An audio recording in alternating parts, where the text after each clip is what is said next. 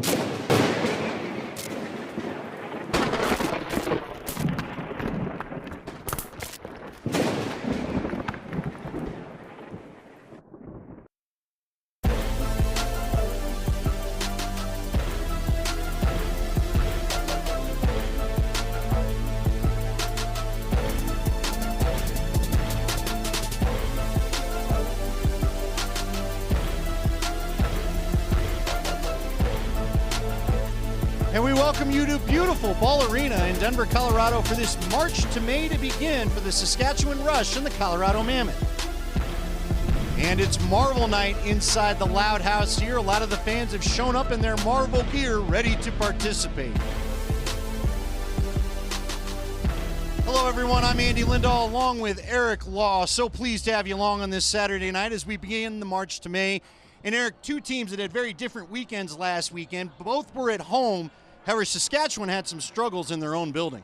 They did. They had a tough outing, but let's not forget that the 2 weeks before that, their offense exploded. This offense can go off and runs, and their leader is Robert Church. Someone coming into this game has over 4 points per game whenever he's playing against the Mammoth, and including the last time that they played 6 points, including that game-winning goal. He's the veteran. He's the one that's going to be leading these young faces. Without the looks of Mark Matthews on this team, it's Robert Church's offense. Yeah, it'll be very weird not to see Mark Matthews in that familiar row uniform tonight for the Rush. As for the Mammoth, they finally got things going last week. The offense got fired up, and a number of players found the back of the net. Yeah, they went on a 12-0 run, or 12-2 run in that second half and a 10-0 run at one point, getting everyone involved. Tyson Gibson had a career 4-goal night. Zed Williams getting into action. And of course, Eli McLaughlin coming in with some little razzle-dazzle.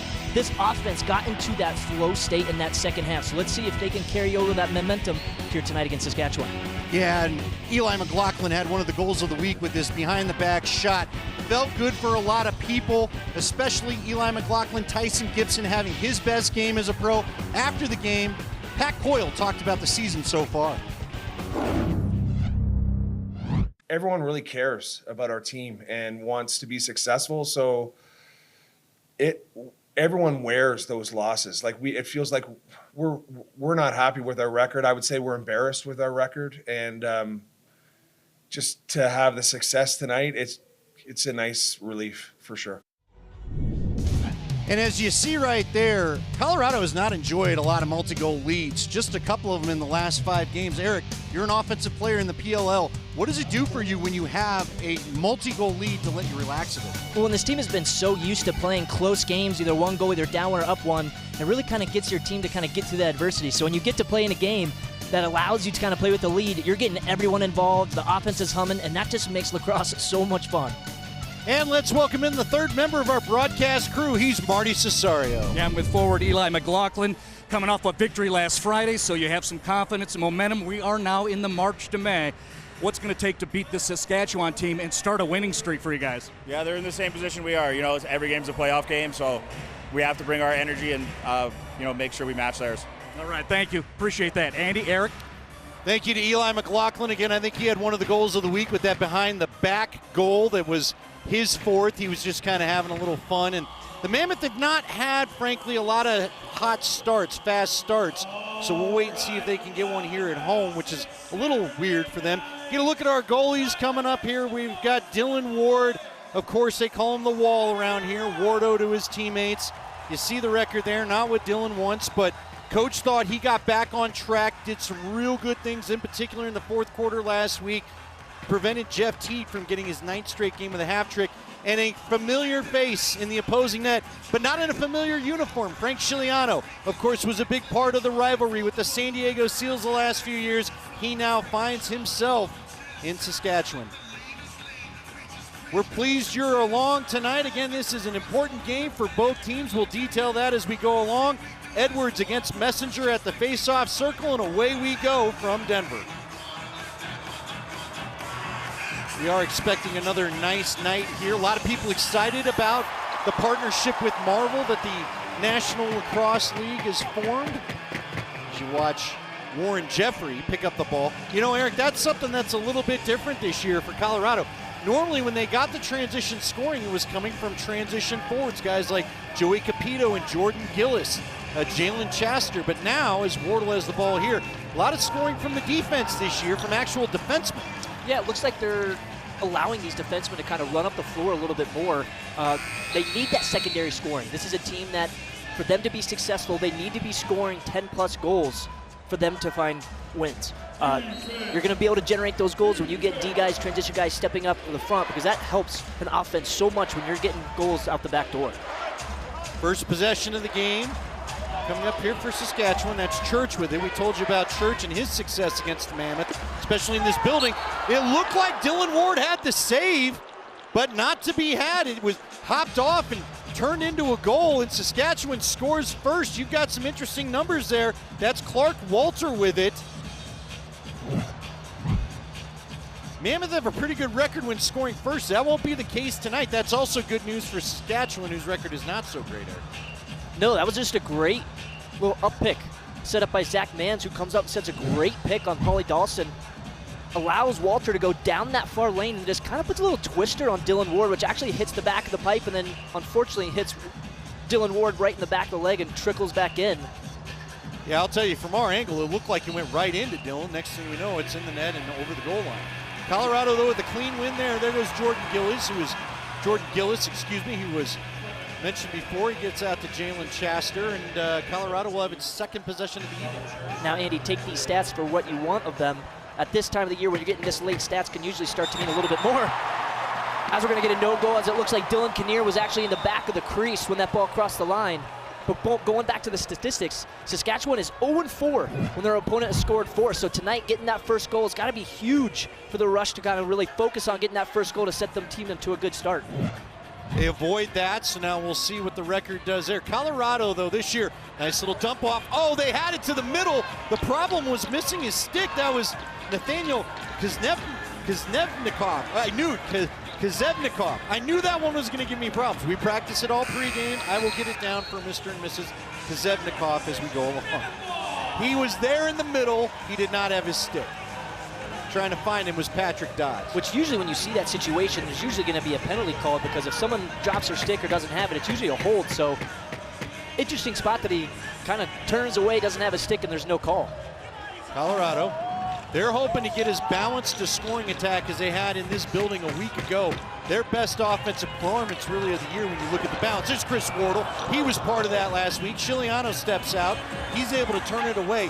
The Mammoth shooters certainly know Frank Chiliano. For those that don't know the backstory here, Chiliano, of course, was the goalie the last number of years for the San Diego Seals, and these two teams faced off in consecutive Western finals. Now, Chiliano last week did have some trouble with the Halifax shooters shooting from high and hopping that shot. We'll see if Colorado can get that working today. Although right now, all they're worried about is another goal. I believe that came from, well, let's double check it there. Saskatchewan getting, yeah, that's going to go to Zach Manis. I thought it might have been Walter again, but it's going to be Manis with his first on the evening. He had 4 points last week, 2-0 lead for Saskatchewan. You kind of hear the din fall over the crowd, but this is a familiar scenario playing out for Colorado, falling behind, especially in the first quarter inside their own building. 18th goal for Manis. Zach Mans gets his 18th goal of the year off the stick of Robert Church, that guy that we talked about in the open, who's going to be the guy that's running this Rush offense. Does a great job, and it looked like just the Mammoth defense just sloughed off too much, gave him way too much room. That Mans actually in that spot was probably 6-7 yards away, took that shot and was completely clean, no one on his hands. You got to be up in his area right there. Guys nowadays are too good of shooters that if you give them any amount of time just like that, Mans is going to put it in the back of the net. Oh, Mans is one of the guys that tried to get the rally going last week. Odd game for Saskatchewan. And there's a dangerous pass to Chaster. That's nearly taken back by Dodds. Chaster does get the ball back after the loose ball retrieval, gets it up to Kinnear. Now they try to work a two-man game. Colorado with only half its offense really out there. There's Connor Kelly. He's going to feed off to Gibson. Gibson had his best game as a pro last week, scoring 4 goals for Colorado. He really got that 10-0 run we talked about going last week as he scored a power play goal. There's a shot again from Gibson, turned away by Chiliano. So even though Colorado may know Chiliano as far as what his tendencies are, he knows this Colorado roster very well. Kinnear goes underneath, try to find that top corner. Chiliano, again, stayed tall, wouldn't let him have it. Reset of the shot clock, though, for Colorado. Here goes Eli McLaughlin. Oh, nice knockaway. Good defense that time. Coming from, I believe that was Barnable that knocked it away. Yeah, Andy, there's a stick down the floor, and actually Keegan Ball, does not have a stick. His stick fell on the ground. You can see on the turf, so this man of the team actually doing a pretty good job of trying to isolate him. And that's why I think you saw two guys going underneath there and trying to go across the crease for a dive. Saskatchewan does actually a really good job of helping out in that defense and kind of collapsing and making sure that mistake of losing his stick doesn't come back to hurt him. Transition opportunity, and that one's turned away. That happened quickly. Good job to get out and run for Saskatchewan, but Dylan Ward was ready. Colorado down 2-0, trying to prevent it from becoming 3-0. There's Connor Robinson. He and Chiliano have had some battles over the years. Kelly trying to offer some resistance for the loose ball pickup. Does allow Robinson to pick it up. There's a shot, swallowed up. Chiliano then sits on it. And that'll bring us to our first time out of the game. So a familiar situation hanging out here for Colorado as they are, if you're a Mammoth fan, unfortunately used to being down. 2-0 the score after some quick offense coming from Saskatchewan. You see the dive there from Kinnear. Chiliano was ready for it. And then another transition opportunity. We'll be back to the Loud House.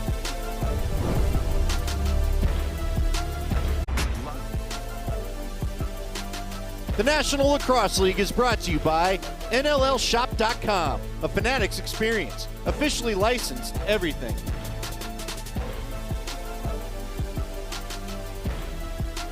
And we welcome you back inside Ball Arena where Saskatchewan leads 2-0. There's Derek Keenan, one of the co-head coaches and also the GM of Saskatchewan.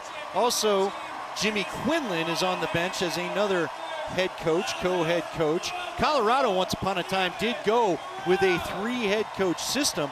One of those coaches was, of course, now their solo head coach. That's Pat Coyle. So Colorado and Pat Coyle, I can tell you this, Pat Coyle probably would like to solve the answer as to why Colorado seems to get 2 or 3 goals down before they fire it up. But the opponents have enjoyed leads early on in this building against this team. Robert Hope trying to pick that pass intended for Church off. There's another pass that's a little too hot for Mans to hold on to. Now running free, he's gonna fire and get his second goal of the night. What an underhand rocket from Mans. Zach Mans mishandles this pass first that goes into the corner, but then as he picks that up, just does a great job of driving hard to the top of the center and just gets right on top and is able to put this ball right past Wardo. But watch again, Andy. Again, he's getting to the middle. There's no stick, no contact on him.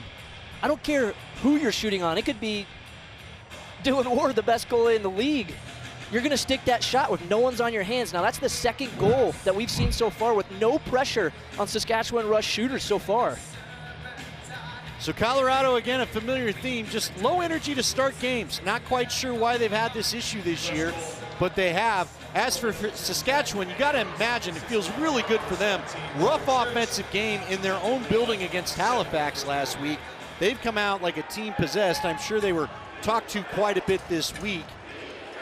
And it's showing up early. Bobby Kidd, of course, had retrieved the loose ball. Now Saskatchewan working it around. They'll go back up top. One-on-one developing here. There's a shot, far pipe. That maybe snuck by Dylan Ward, but it was dialed for that outside pipe. Hops over the line. Saskatchewan will recover. We'll head back up floor again. You can see Colorado, 3 up top, 2 low. Kind of creating a little bit of an umbrella outside Dylan Ward right now. Saskatchewan working it around in the high part of the zone. Oh, there's a fire, but it's blocked by Hope. Mans trying to get the hat trick. Would have been the natty hattie, but Hope's gonna wear one. I guess if our buddy Jamie Shuchuk was here, we'd be saying soak that one off the shoulder. That's going to be a bruise tonight, right, Eric? Yeah, that's the 17th block shot of Robert Hope this season, who actually leads the league to block shots. And that's a captain right there. Steps up in a time that you need it, jumps in front of a shot, does a great job of getting a shot clock expiration. Now getting the ball back to this Mammoth offense, who's actually done a great job of creating shots so far, but just hasn't got really quality looks onto the inside of Chiliano and really tested him hard yet, but they're creating opportunities. Zed trying to sneak one by. That's Zed Williams' first shot of the night. Connor Kelly retrieves for Colorado. They'll have another chance at this end of the floor. Eli with it now, looking for a pick, throws wide. That's Connor Kelly trying to go backside to Wardle, picked off though. Nice recognition that time coming from Connor McClellan, and we head the other way for Saskatchewan.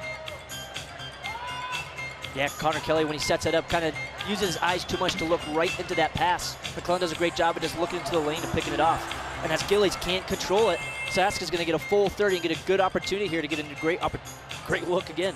Yeah, Jordan Gillis was heading up floor, and then all of a sudden he lost the ball. Working it around again. Now low corner. Oh, what a save by Dylan. I can't tell if it was the leg or the stick, but Dylan threw something out there to make sure that this didn't grow to a 4-0 game. You see the scoreboard, already 3-0 for the Rush. And quite honestly, this game easily could be 5 or 6 if it wasn't for Dylan kind of standing on his head, making 2 or 3 great saves so far. Let's see if this Mammoth defense can start to pick up as we have an excellent cross-key feed. Tyson Gibson to Wardle on the back door. What a beautiful look. And Tyson Gibson continues his hot point streak. And that's a guy right there. If you see Chris Wardle scoring goals, you know this Mammoth offense is firing all around. Usually the guy that's doing the dirty work. So if you see guys like Wardle who are putting up points, you know that this offense is firing on all cylinders. Now here's what I need Coach Eric Law to look at as we got a couple looks on the replay. Beautiful pass, finishes in. That was a risky crease pass. Now look, it gets there, you're not saying anything, right? Oh, absolutely. It's one of those plays that you cheer for if it goes in, but you know if he comes back to the bench, he's going to have a couple words from Coach onto him. But I love that play. The backdoor feed, excellent look. Now let's hope that this allows that Mammoth offense to maybe take a little bit of a deep breath. We kind of talked about it when they went on that run before they were allowed to relax, but sometimes just getting that first goal as an offense is all it needs. You were generating good looks. You're out shooting the Rush so far, and you're still down 3-1, but sometimes it just takes that first one to break that ice, and you can kind of get rolling from there.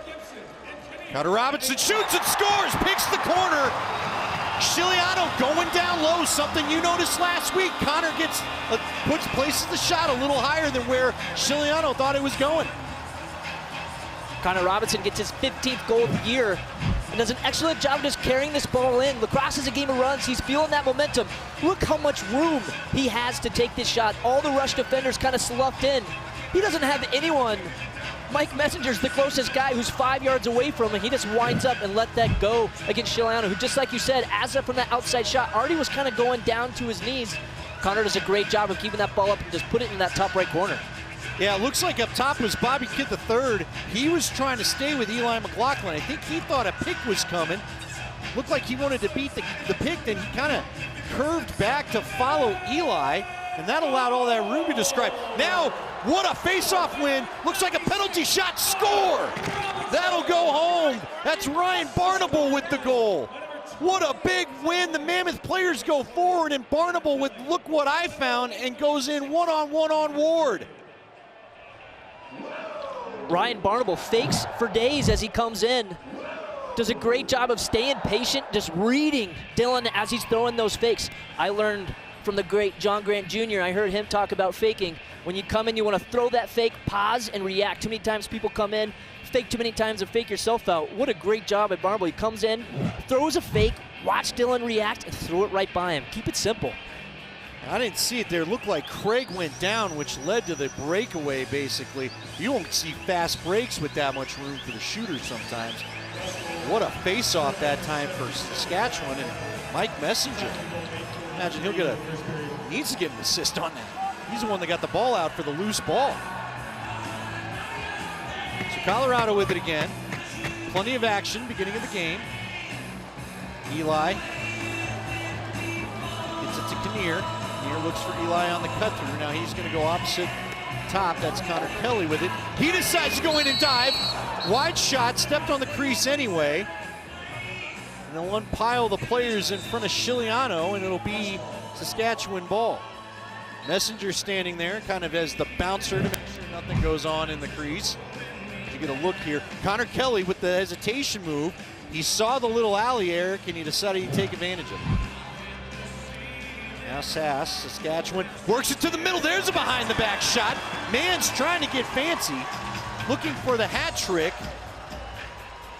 in this first quarter alone. Won't get the natty hattie now that we had the goal from Barnable, unless he starts a three-goal streak again. Wardle trying to find some room, going to the lower corner. I believe that's Gibson, it is. Now he's gonna work around and get it in. Nice save by Chiliano, and up floor goes, and again a breakout this time for Saskatchewan. Shot turned away by the big shin pad of Dylan Ward. Gillis has it, and he's heading up floor.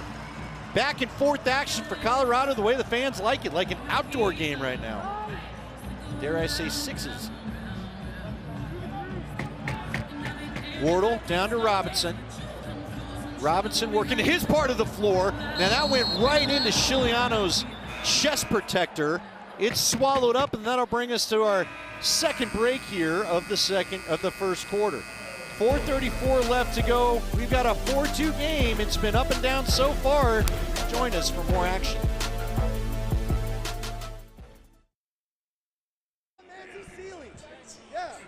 Downstairs at field level, 4.5 minutes left in the first period. 2-goal lead for the Saskatchewan Rush. With me is Saskatchewan head coach Jimmy Quinlan. You got that 3-goal fast start. How did that help your team? Well, I mean, good. We've been a little slow out of the gate, so it's nice to get out of the gates. Can't go to sleep against these guys. We saw how quickly they put 2 back in our net, so we know it's going to take 60. Those guys got on the board scoring 2 goals in 24 seconds. What about that got your attention? Well, just I think, we started chasing without numbers and then fell asleep on one of our assignments. You can't give 96 on their team. Robinson, time and space, he'll make you pay, and he did. All right, thank you, Jimmy. Appreciate it. Andy, Eric? Yes, we thank you. Now Marty's going to make his way back to the bench. And so you had to do that a couple weeks ago, Eric. We had you between the benches. How much is that? How fun is that jump in a suit? Is that something you always look forward to? Oh, absolutely. Being in between the benches is awesome. You get to feel exactly what's going on the field. So I'm jealous of Marty down there that gets a little feel for the action down there. Makes you feel like you play, and you get to wake up with a little less bruises than the rest of the guys playing, actually. Jordan Gillis had the loose ball for a second. Now Colorado will come up with it. Robert Hope heads over the midfield stripe. Hands it off to Dylan Kinnear. Now Kinnear waiting for all the reinforcements to get on the floor. Tyson Gibson has it. And he'll go over to McLaughlin. McLaughlin surveys, has a pick coming. Nice switch, though, by Saskatchewan. Up top, Zed looking for an angle. Now he's going to try to go for the dive back, but they couldn't secure the pass. They also, Wardle had to rush it a little bit with that shot clock ticking down. So Saskatchewan ready to initiate their offense. Now, the little drop pass back didn't quite work the way that they wanted it to.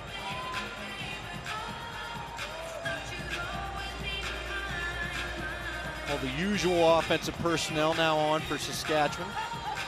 They tie it up. There's a shot. Dylan's got that swallowed up. It's going to go out to to Brett Craig.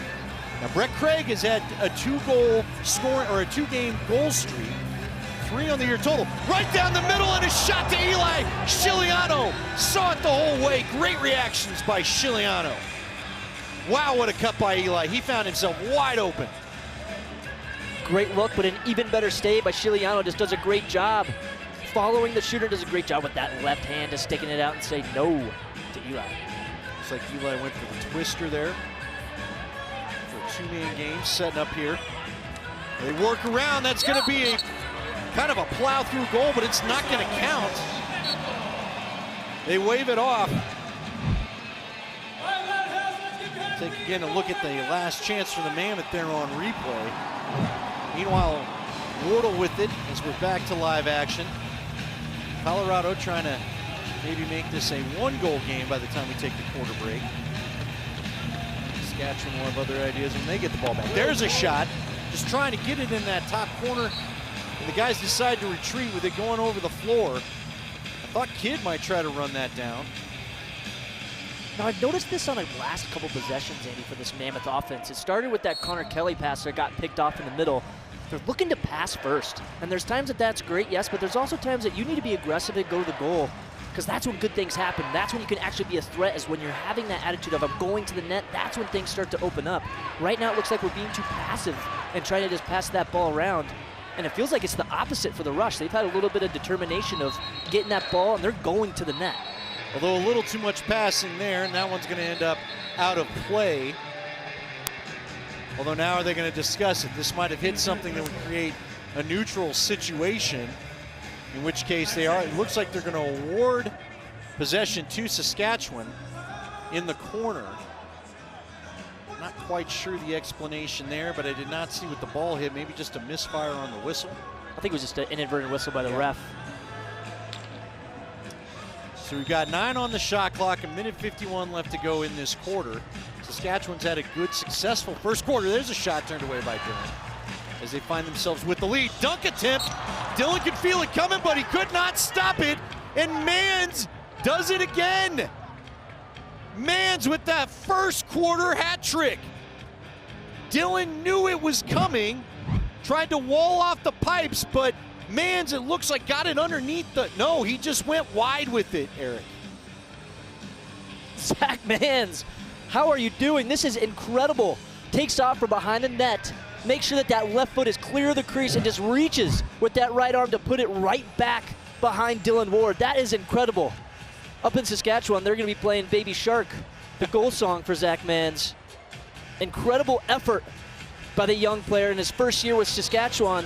We said it before, getting the trade over from Toronto for Mark Matthews, the legend Mark Matthews for Saskatchewan Rush, and filling in nicely on that left side. No one cares. So we'll show you the standings at some point, but I'll tell you, it's interesting because you look at where these two teams are. Saskatchewan's a little bit deceiving.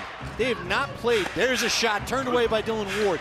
Robert Church with it. Now it's going to be picked up by Dodds. He's going to flip it off to Church, back to Dodds. Now they go far side. Hopped in against Dylan again.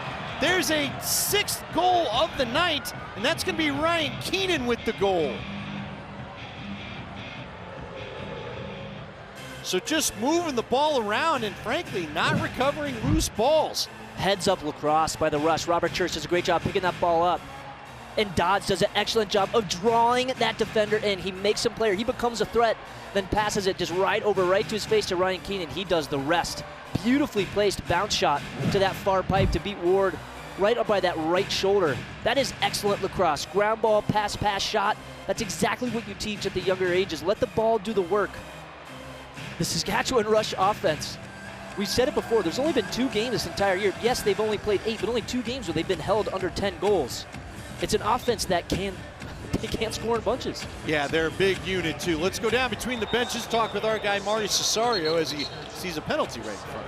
Well, you guys remember in pregame, we talked to Eli McLaughlin from the Mammoth, and we asked about perspective heading into this March to May. He said those guys are in the same boat, too, talking about both of these squads have to make a near-flawless run. How are they going to react to this situation? Well, I'm looking at the eyeballs of the Saskatchewan Rush. Each and every time they score, there's no puffy chests. There's barely any celebrating. They have the look of determination in their eyeballs. That last goal was the first time you even saw a fist pump from Saskatchewan. All right, we've got a 2-minute boarding penalty to Colorado. So they've got a player in the box you see right there. That's Kirwakan. So there it is. A pretty easy call to make. Now there's a first shot already from Dodds. Trying to make quick work of this power play is Saskatchewan and find their 7th goal already in this game. So what a turnaround from a week ago for the Rush. But the Rush, we'll tell you, they don't mind playing in Denver. There's another shot. Dodds again. Turned away. Now Colorado's going to head up forwards. It's crazy the success they've had here. 20-6 against Colorado all time. 7-4 playing in Denver for Saskatchewan. So this is not, they enjoy the Loud House. A lot of visiting teams do. There goes Dylan Ward heading off the floor as they try to work the last possession here. That'll make it even because Colorado was down a man. Jalen Chester does a great job holding on to the ball and carrying it down. Actually draws that penalty on the big Mike Triolo, the 6'8" forward tries to go over the head. You'd think at that size you'd be able to swim someone and not get it connected, but as he does, it gets a holding penalty to even it right up. Saskatchewan minor penalty holding. So we will be even, and likely this is going to carry over to our second quarter of action. You see a minute left to go on what was the Saskatchewan power play. Now we'll have 4-on-4 for a minute. So there's a shot and a goal. The heck with it.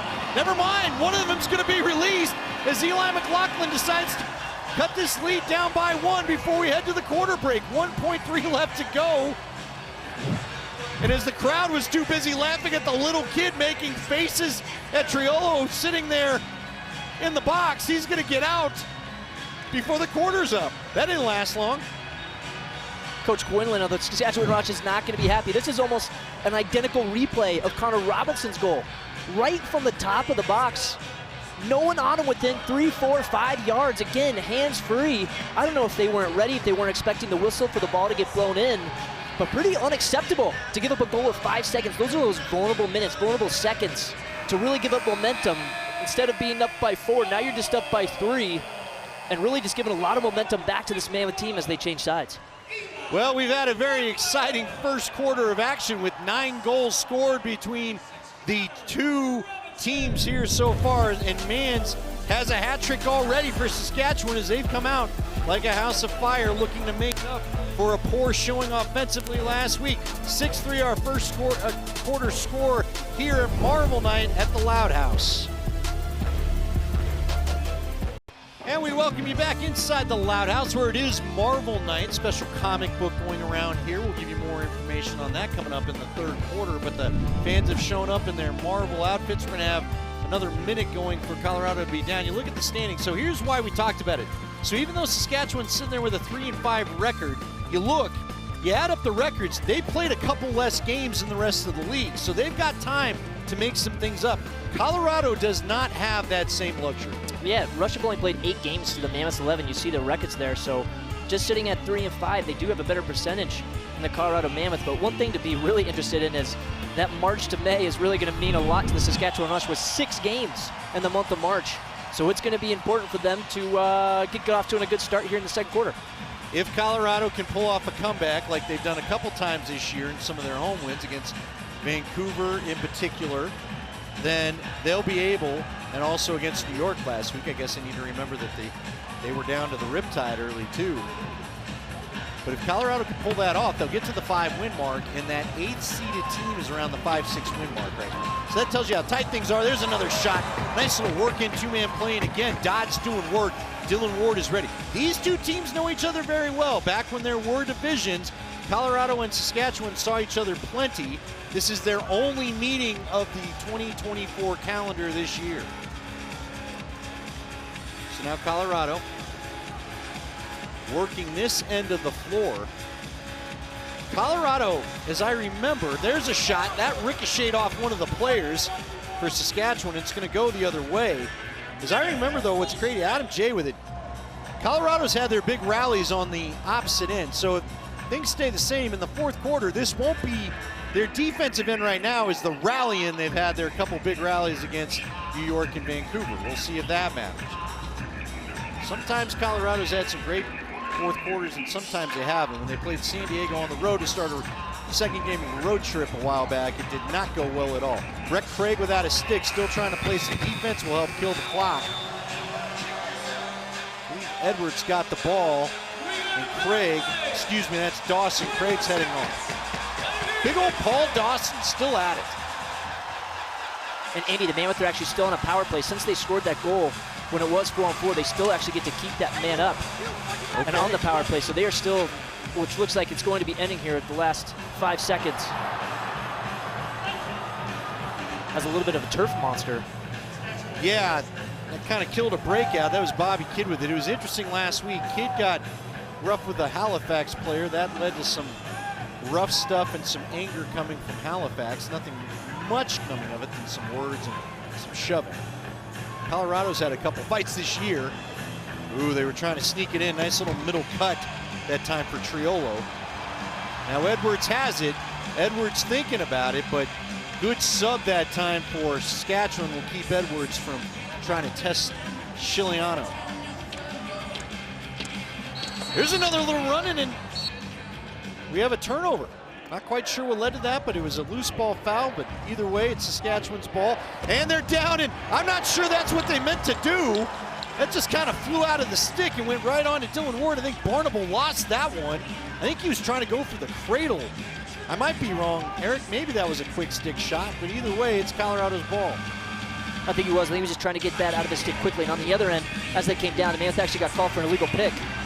There you go. That was a problem in last week's game.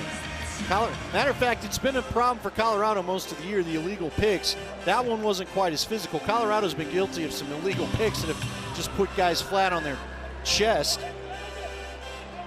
But they've got to watch that. It cost them about 4 possessions last week. There's a nice shot. That was kind of a sneaky play. Ryan Keenan couldn't tell if he was looking for the pass and then just winds up and fires. There's another shot from Clark Walter. Shot clock expires. Dylan Ward is going to move it ahead to Edwards. Edwards will feed it off to Wardle, head off the floor. Wardle moves it up to Gibson.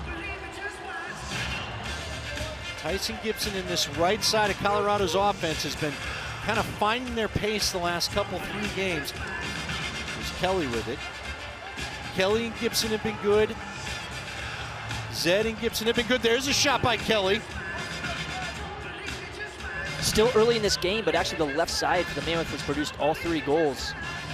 But the right side of the Mammoth coming into the game, Zed Williams, 33 points. Connor Kelly, 44 points. Tyson Gibson, 37 points. So it's 3 guys so close to the same value that they're putting in. If the production has been very equal from those 3 guys. But they're going to need that right side to really kind of start to step up here in this first half and get them rolling if they want to put some points on the board. Shot turned away by Dylan Ward. Now, one of those goals was assisted by Gibson on a beautiful cross crease pass. Dawson thinks about it, but you're right. That's one of the things that really helped Colorado last week. Kelly fires, finds the top corner, stings the net. Beautiful placement by Connor Kelly. Now, one thing to look at to see if the Rush coaching staff might want to throw the red challenge flag out. As you can see kind of in the screen here, it's going to come in. But actually, once we get another good look at it, I think it's going to be okay. But Dylan Kinnear went through the crease, but it looks like he is outside. And that's going to be a good goal. But just as we talked about, just getting those right side going, Connor Kelly comes up and absolutely stings the top right corner and gets it past Frank Chiliano. You know what? Look, credit Kinnear. I mean, he was knocked down right as Kelly was cocking a fire. He had to do the fire roll to get out of that crease to make sure that that wasn't a disallowed goal. In Colorado, it's now 6-4 on a little 2-goal run. Oh, another breakaway and a score! Messenger got the ball out, got the ball fed to him, picked up the loose ball, and immediately gets the goal back. That was another case on the face-off where Messenger or the face-off crew, just look at the space in this replay that Messenger has. He actually knocked it out of the stick inadvertently of his teammate, picked up the loose ball and ran in. I don't know where the Mammoth defense is on that. Coming into tonight, Messenger was just 32% at the faceoff X, and tonight they've honestly had their way with this Mammoth's faceoff group.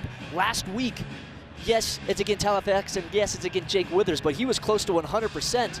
So coming in tonight, they kind of make it a big emphasis, but Mike Messenger, he's not just a faceoff guy, he's not just an O guy, he's just not just a D guy, he is an everything guy.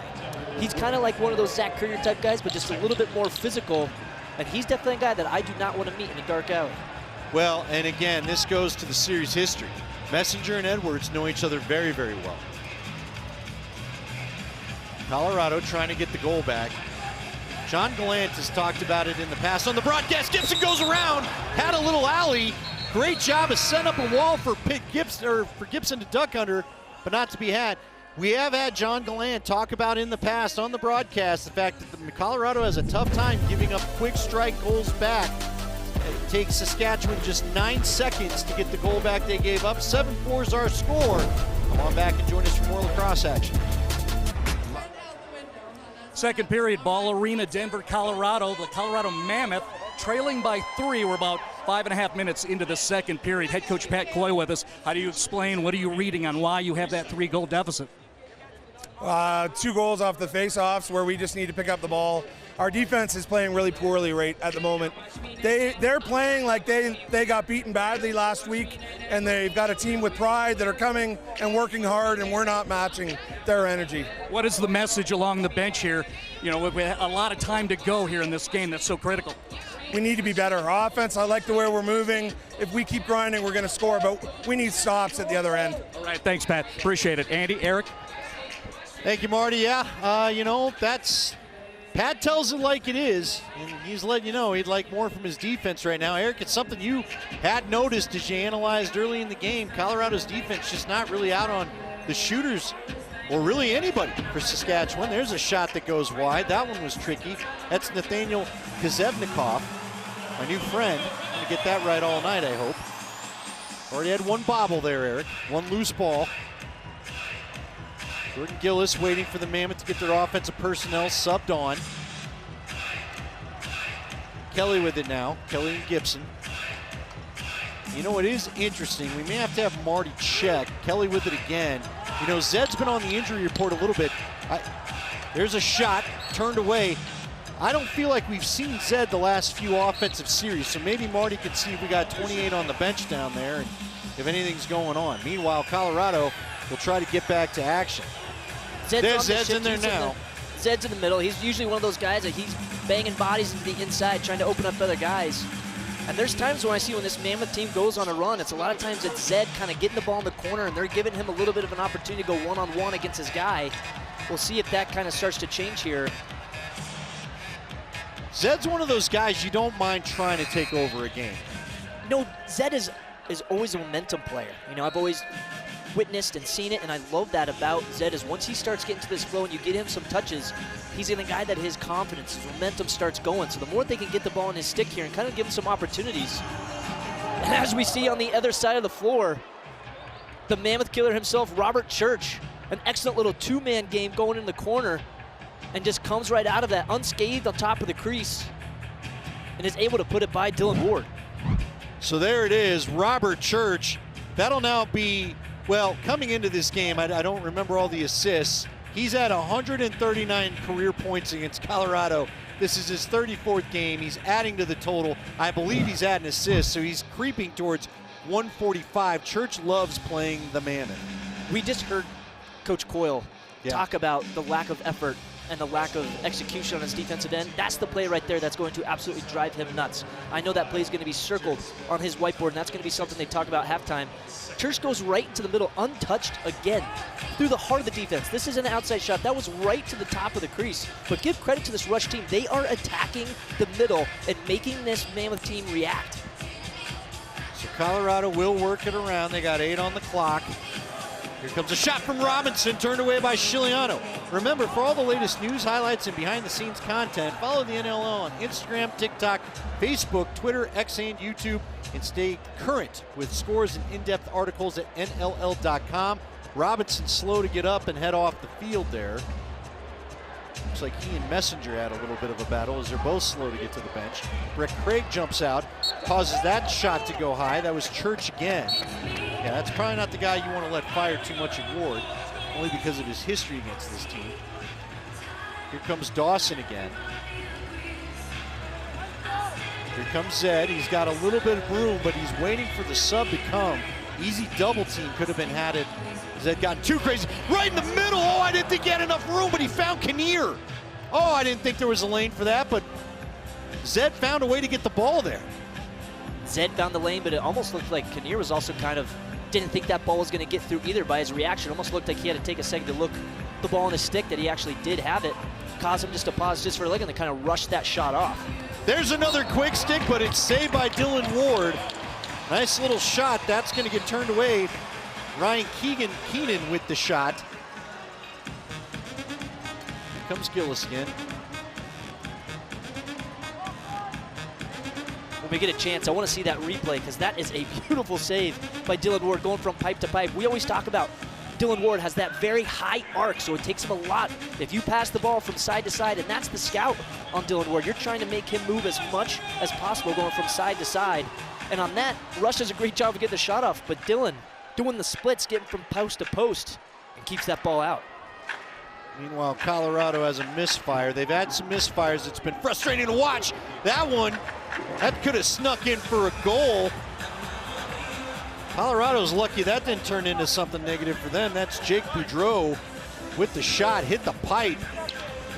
Here comes the Ward save you were talking about, the pipe-to-pipe action. So back to live action. Saskatchewan has it. They're going to work around. Little pass goes off Brett Craig. They're trying to find a cutter. Just really nowhere to be had. Craig never even had to turn around. I believe that was Church he was on cover against. He's blanketing Church as he needs to. Now Craig has the loose ball. He'll shift over to Zed. Zed out high. So Colorado will be interested. We'll talk about it on the next defensive possession. Zed with it again. Pushed his player down. We're going to have a transition opportunity. Zed's not going to sub off. He knows he's got to stay out there, and good thing. Colorado gets the other subs out there quickly. Second time this quarter, Mammoth offense is getting called for a moving pick. So it's one of those times that you got to react to what the refs are calling. Each ref could be the same crew, could be a different crew, but it's going to get called, and the tempo of the game is going to feel very different each week. So you got to really feel at the refs of what they're calling, what they're letting go. If you see that they're being a little bit more strict on these moving picks, you got to play to the refs. You got to play to the officials. Eric, all year though, the Mammoth, I don't know what they're doing that makes it so obvious, but the refs have been on them about it all season.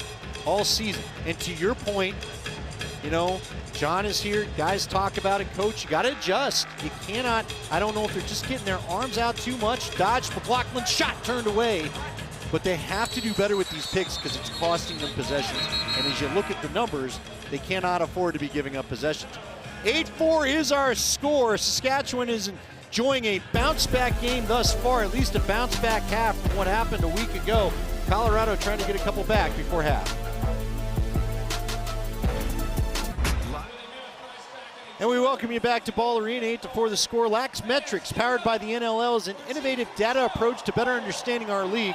Cooper Perkins breaks down the numbers each week on NLL.com and the league's social channels. Let's go down between the benches. Our third guy on the crew tonight, Marty Cesario. Let's give you some goalie perspective in what Dylan Ward for the Colorado Mammoth is seeing in front of him and why his team has a deficit right now. He's talking about angles. What's in front of him? He's seeing defenders for the Mammoth being perhaps a little bit late and basically saying that they're creating offense for the other squad and allowing those shot opportunities. And then coaching staff's talking about brains and bodies reacting a little slower than usual. Something you may be able to keep an eye on up there, Eric. Yeah, and it's interesting because something we have seen, and I've talked with guys about this, Eric, is they're spreading out this bigger Mammoth defense. Now, the Mammoth defense is bigger to handle, say, a bigger offensive team like Saskatchewan. But you don't want to, they're a little bit slower at times this year, something Coach just talked about. You've got to be careful of that. And you see it again. They start out very spread out and trying to see what kind of angles they can get and guys running through. This league is so tough that the margin of error is so small that if you allow just one little step, or you're not close enough, or you're slow on a step, the guys are going to put it in the back of the net. Guys are too good. And right now, the season's kind of been going as teams have executed on those Mammoth mistakes. And you hear it from Coach Coyle in his post-game conferences in multiple games is he still feels like they're a team that's just right there as they're so close, but then they go on these stretches of making 2, 3, 4, 5 mistakes when other teams are capitalizing on it, and then they're not. It's going off for a tough season so far. Well, and there's another common theme this year as Robinson tries to hit Connor Kelly, and just a misfire. Kelly doesn't find the ball. It turns up into a break opportunity that time for Saskatchewan. They come down, they get one good shot there. By the way, Triolo just showing that 6'8" frame on the last offensive possession where nobody could move him off the top of the crease. Lucky for the man, he did end up in the crease, also hit the pipe. Now working a two-man game, gets it back up top. There's some nice movement. A little wide though for Tyson Gibson. And here we go, rush up floor for the Rush. It's Holden Garland who's back in the lineup. He had to miss last week. Saskatchewan fans happy to see him out there again. Walter with it. Now he goes across and right to the middle. Oh, you can't draw it up any better than that. Ryan Keenan waiting to put it home. Beautiful offensive possession. Now we get another look at this. You can see on that screen, actually, as it happens, Ryan Keenan's on the ground. Now, if you're a Mammoth fan, you're going to be screaming at your television asking, we've gotten called 3, 4, 5 times down here for illegal pick, and now you have Ryan Keenan laying on the top of Joey Capito. Not sure how that doesn't get called, but right away, Ryan Keenan does a great job, the captain of the Saskatchewan Rush team. Does a great job of getting to the inside. Rush players keep their head up, find him, and he's able to put it right past Ward, sitting on top of the crease. So not a lot of noise in the Loud House, despite it being Marvel Night. The Mammoth mascot Wooly looks like he's a Batman character. Of course, last week in Saskatchewan, they had their Marvel Night. There's an underhand shot. Dylan was ready for it. They had Hulk uniforms that they wore, and I think those are still up for auction. Check the Saskatchewan website. At least earlier in the week they were, so check that out if you're interested. They had the big green Hulk jerseys. I would have liked one of those because they had abs in them, and I haven't seen my abs in decades. Shot the pass low. And Colorado trying to get some going for the half. Eli McLaughlin, how did he keep his feet? Eli McLaughlin took shots from 3 different players, went down to a knee. He's got something to say to the ref. But watch this shot. This is how you get some momentum going. Now, there's a reason why Eli is a fan favorite. Whenever there's a big goal that's needed, it's usually 51 that's stepping up and putting the ball in the back of the net. Leads this team in goals, leads this team in assists, and obviously put those two together, and he's leading this team in points. But he does a great job of just staying composed. He does get a great pick on that one, and again, I think the refs kind of let that one go after the goal down here with Saskatchewan. Another kind of hard pick of getting someone right in the back, kind of moving them off a little bit, but for the offensive sake for the Mammoth, they're happy with the no call. But it's that big game player, Eli McLaughlin, coming up huge and kind of ending that run to bring this game back within 4. Huracan with the loose ball, fires it ahead. Oh, there's another look in the middle as they try to find Tyson Gibson. I'm telling you, Gibson and Kelly, for new teammates, have a nice little chemistry going. Now, another opportunity. That one was wide open. I thought Dylan was on it. That ball ends up outside. So some quick action. That was Holden Garland that got the shot off. Let's see who missed the shot at the loose ball. Looked like it was corralled by Dylan, but not the case. Either way, Colorado has it back on their end of the floor. Thought Connor Kelly was going to go for that dunk attempt. And there's another wide pass here. You're an offensive player. I mean, again, we've seen 3 just wide passes. On that possession, it just looked like they were rushing. Looked like they were trying to push the ball a little bit too fast. Take the time, calm down for a second, take a deep breath. Just like what happened in the second half against the Riptide, we're kind of letting the game come to you is usually when you start to see some success. So again, spreading them out. Nice job that time. That's Zed Williams caught on defense, but he's playing some great defense. He had to offer a stick check in the middle. Oh, and there's a shot that goes. Now everybody's, Triolo got hit with the ball, then he tried to fire it back. That ended up hitting Zed in the head. I didn't see which Mammoth defender did not like that, but he went over and gave Triolo a shot. I think that's Edwards. No, it was Dawson. I shouldn't be surprised. Paul Dawson is the bouncer of this Mammoth team. He will not have, he's got to be, I'm sure, a number of former players, a number of former guys' favorite teammate, because all he does is stand up for people. So there's the shot. Triolo wanted to take a behind the back shot. Hits Zed. He didn't mean to, but Dawson doesn't care. He also doesn't care how tall you are, although Dawson's no small customer himself. No, he's the guy that brings that physical and toughness to this Mammoth defense. Coach Coyle going out and getting him from Rochester in the offseason, bringing, just like we said, this defense is big. It's big and it's tough. But he took a little exception to that. He thought that last play by Triolo was a little bit after the whistle.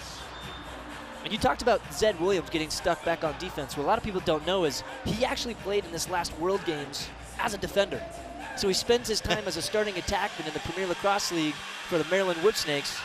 And now he plays offense for the Colorado Mammoth. And in the World Games for the Iroquois Nation, he plays starting defense. A guy that can kind of do everything. Zed is a superhero himself. He's built like an action figure, quite honestly. One of my favorite guys on this team. Always fun to have a conversation with Zed. Colorado, if they can get a goal, frankly being down only 3 the way this first half has gone, I think they take that as they go have the chat at halftime. But they got to make that happen first. Oh, they try to go backside. Nice job staying out. But what a move by Chiliano to get backside and make sure Wardle had nothing to shoot at. Nice little end to the half that time for Saskatchewan. Now I think, hold on now, where is Chiliano going? Chiliano, I think, is a little bit confused. Was going to the wrong tunnel. You think of how many times he's played in this building, he would know which door he's going out of. But on that last play, a great look to try to get Wardle the ball on the backside. But that pass is just a little low. That pass from Tyson Gibson puts it down by his hip instead of by his ear. If that's by his ear, that's a goal. All right, now it's time for a halftime interview. We go down to the middle of the field. Marty Cesario's with Robert Church. Yeah, Church is pretty happy right now. Saskatchewan Rush with the lead. How did you build this 4-goal lead in the first half, Robert? Yeah, I mean, we had a terrible game last week, so we wanted to come out and have a hot start, swing the ball, move it, and shoot the ball well. And we've done that so far, and they're a good team. They're a really good second half team, so we have to do the same thing and start the second half too. Robert Church keeping that smile on his face. How about you personally? Individually, you have 1 goal, 4 assists, 5 points in the first half. What's it about this place, playing that team, that lights you up? Yeah, I mean, I could care less about that. I'm just happy we're up 9-5. All right. Well, have a good second half, okay? Thank you. Appreciate that. Andy, Eric? There you go. So now he's up to 144 points in his career against the Mammoth. Church does love playing in the Loud House. We have a 9-5 score at halftime here at Marvel Night inside Ball Arena. Stick around. We've got a great halftime show ahead for you.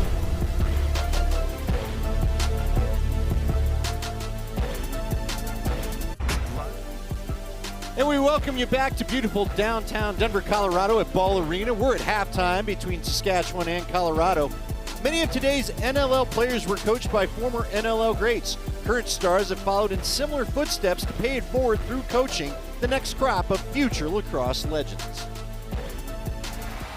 And the Bandits are 2023 NLL champions! The day after we won the championship, we ended up at 9 a.m. being at our Beast Championship and coaching. It's incredibly important for me to be involved with coaching. It's something that you can't really put words to. Being able to pass information on to someone else and to see them take that and to be successful with it. Those are the very, very, very basics, right? We try to keep those talented kids in Buffalo because we figured the first few years they were leaving to go to Rochester or Canada, and it was due to coaching. And we want to kind of change that culture. 1, 2, 3, 4. Now you see a larger contingent of professional players getting involved in their local communities and wanting to see the sport grow. We want to create a cycle where players that come through our program come back to us and coach the next generation of Fusion players. Growing the game is real important for the next generation, and we're all invested as coaches as well as currently players. In Orangeville, we do make a point that guys go back and coach minor teams and give back to the kids, and I think that's kind of a huge reason that we always talk about why Orangeville lacrosse is as successful as it is. When I was a little boy, I had guys like Dylan Ward and Nick Rose come out to my practice, and they gave their tips and they actually cared, and at the age I am, it's my job to give back. We came up with Turtle Island, Randy Stotts and I. We wanted to give the youth opportunity that we didn't have. We had to travel quite a distance to go and play in these, lacrosse tournaments. We wanted to give them a place where they could do that, but be home and they could have access to us. I work as the director of classroom lacrosse for Elevate Lacrosse. I'm in schools on a daily basis, doing lacrosse residencies, introducing students to the sport of lacrosse. I know in the last 6 or 7 years, we've introduced over 100,000 students in Alberta. Lacrosse has been very good to me. I've got my education paid for. I've got to travel the world. I built an awesome network of friends across North America and the world. And for me, lacrosse has afforded me all that. And I wanted to be able to give back to the game. And my playing career impacts myself the most, but coaching, I can have a reach and get to have a positive impact on thousands of kids.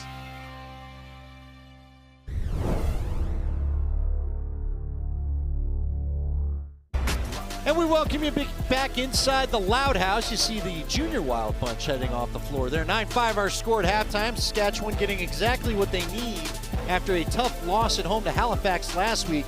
Colorado needs this game when you look at games remaining a little bit more than Saskatchewan does right now. So Colorado's going to need a big rally here in the Loud House in the second half. Eric Law, Andy Lindahl, Marty Cesario, pleased to be with you on this Saturday night. And as we look at the highlights, Eric, well, when you see that 9, you wonder how they got there. Zach Manns had a lot to do with it. Zach Manns stepping up. The young guy getting traded over from Toronto. Stepping up, putting the team on his back early. We heard it from Robert Church right before with Marty before the end of the half. They came out ready to play. And you could tell about the way that they were attacking the net. They were attacking the middle. And on the opposite end, the Mammoth defenders just giving themselves way too much space. You see that individual effort. Superhero night. Superman coming from the back of the net, Zach Manns. And then again, if you've watched all these goals, same kind of thing. Shooters are untouched. Right through the middle, the heart of the defense.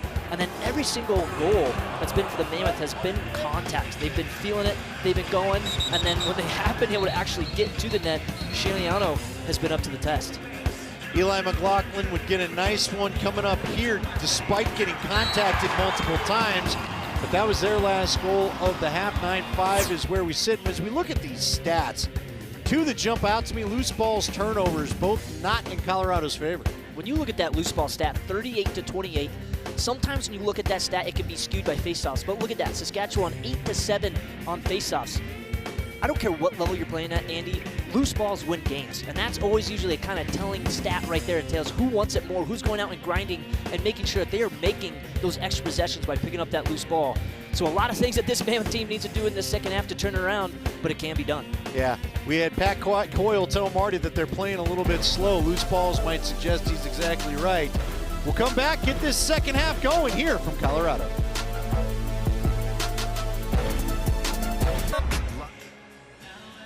And we welcome you back to Ball Arena here in Denver, Colorado. Saskatchewan leading Colorado 9-5 as we get ready to start second half action. Of course, it is Marvel Night. We'll tell you a little bit more about that as we get the quarter going. But Marvel Night here in Colorado, that's celebrated with a special comic book all around the league. Marty Cesario has some interesting stats we'll tell you later, too, about the Marvel Nights for Saskatchewan in particular. We have the rush coming out of the locker room. We are going to try to give you a little look at the Mammoth matchup, pardon the pun, between Toronto and San Diego. They are playing in San Diego. That's 9-2 in Toronto versus 8-3 in San Diego. Possibly a finals preview, maybe, as we have the unified schedule. You all know that well by now. And as we take you inside San Diego, we just got back from their first break of the game. It's a 3-1 score. Toronto leading San Diego at this point. And, you know, that's one of the cool things about getting everybody in that unified standings there, Eric, is that we get to see matchups like this that we rarely got to see in the past. Yeah, two teams also coming off doubleheader. So both teams played last night. San Diego plays in Panther City in Fort Worth. And then Toronto also playing a game last night too. So two teams coming off doubleheaders coming back into this. So this one's been matched up. This was definitely two heavy heaters coming at each other. So if you're anybody else around the league, you want these two guys to be punching punch for punch. Hey, the Mammoth have to go to Toronto next week, so I'm sure they would take a good, long, overtime, tire them out kind of game if they could get it, because the Rocker is impressive as always. Here's what's crazy right now. If we were to end the season today, Buffalo and Colorado, the two finals participants last year, would not be in the playoffs. So could lead to a whole new batch of new blood. And, you know, it's funny because I guess, you know, you're going to see some rivalries like the San Diego-Colorado rivalry probably won't be the same as it's been. But maybe Toronto and San Diego will become the new thing. I do think it's going to be interesting because I think some of these Eastern teams, Colorado, there's no short trip, right? As you see, still 3-1 the score as we're getting ready to get action going here in Ball Arena. A turnover, and we will keep you updated on that game as we'll give you the score as it goes. We're ready to face off with Edwards and Messenger. But it's interesting, as you well know, Eric, no short trips from Colorado, so they're used to doing a lot of this traveling. I am curious to see how some of the Eastern teams, when it's all said and done, feel about coming so far west and farther west than they've had to deal with in a long time when you talk about San Diego and Vegas and Panther City and so on. Well, especially when you come off from the last few years that you're playing your conference teams, 3-4 times in a season. You get used to that same travel, you get used to other places, fields, you get used to kind of the atmosphere in those stadiums. So a little bit different this year when you're going to make sure you play everybody and some teams twice. Triolo going to the rack, and he got a pass fed to him. Good job by Dylan Ward to stand tall, but again, a familiar theme, a forward with a defensive player in chase. Now, I'm really going to be interested here, Andy, to see if we kind of go for a set play for Colorado. Didn't really see any of those in the first half that they really tried to execute on. But now we kind of see it that we kind of go back to that whole Zed Williams trying to see if he can do stuff by himself. Zed. As he looks to the ref to hope that he could get a hold or something going on, but great defense right there by Adam Jake squaring up with him. Barnable throwing a lot of checks there too, so. Here's a pass, hitting up top. Again, kind of that spread out, another one. Oh, that went in the back. Darren Craig took that in the back of the head. I think that was where the helmet maybe didn't protect the neck. That did not feel good. In the meantime, I was watching Craig get off the floor. Nice transition attempt for Colorado. They'll go nowhere. Now they will slow it up a little bit. That was Edwards with the attempt. I was trying to make sure Brett Craig is okay. He was shaking his head. He's in the tunnel, and they're probably going to have a look at him. Eric, I'm trying to watch the action and watch Craig. It looks like he's going to stay on the bench, but man, after where he took the shot, I would not be surprised if they had him go to the quiet room for a second. Just got a big drink of water, and he's going to stay on the bench. I must have caught more helmet than it looked like from up here. Dodds with it. Passes far side. Now they go back to the middle. That's Church trying to handle it. Ooh, there's a big check, sending him down. But again, a lot of space opening up. Triolo with it will take a behind-the-back shot. Hope will recover. Any theories as to why they're getting so much space? It just feels like there's a lot of space out there for Saskatchewan to work. Saskatchewan's just doing a great job of getting inside and out. So their O players are actually getting to the middle of the floor and then pushing these Mammoth defenders out and doing a great job. And on that last possession, I thought that was one of the best shifts I've seen Paulie Dawson have tonight. Does a great job of blocking a shot and very physical and finishing his checks and making his presence known. Eli McLaughlin was trying to feed far side to Gibson. Unable to do so. Wise to the ploy there that time was McClellan. He's able to pick it off, go the other direction. There's going to be a wide shot. Colorado out on the run. I believe that's Joey Capito. Oh, Capito! Looking like he went in the time machine by 5 years, but unable to finish that one. Nice little face dodge at the end to get an even better shot. Now Saskatchewan with another one. Mann's trying to take it. He hits it off the glass after the underhand attempt. They're going to go for a settled possession. So about 10,500 fans here in attendance for Marvel Night. The Mammoth just let him walk in. I don't know what happened there. They just let him walk in, and Keenan's going to get another goal.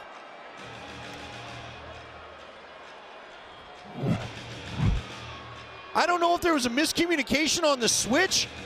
You saw Sullivan trying to work his way out there, and then he couldn't get over. Gillis turned around, saw the man running free, and Keenan, two late slides, and Keenan's like, if no one's going to stop me, I'm just going to go right to the goal. We said it at the beginning of the broadcast, too, where their first couple of goals were untouched at the top of the box, taking these shots, and I don't care who's at net. If you're giving players with their hands free in front, they're going to put it in the back of the net, just like that one. Walks right into the lane, no one touches him, and is able to put that right by Dylan Ward. Nothing you can ask your goaltender to do when you're facing these kind of shots. I don't know what's going on with this Mammoth defense, but they've got to wake up and start making the Saskatchewan team start to feel their checks a little bit more. So now Saskatchewan has doubled up their opponent, 10-5 our score. Robinson with it, he'll fire it, but again, that hit off something. Couldn't tell if it was his teammate or the Saskatchewan defender. Another long shot. That'll ricochet. Now that was, so Robinson took the fire. It hit off one of the defenders down there. by Chiliano went off of him into the net, so that stays Mammoth ball. So maybe nothing really on the cage, but again, a forced turnover that time by Connor Robinson. Now knocked down is Connor Kelly. Mammoth bench isn't thrilled. Saskatchewan doesn't care. Messenger's going to pass off. There's a shot. Dylan Ward saves it. Out and running again is Saskatchewan.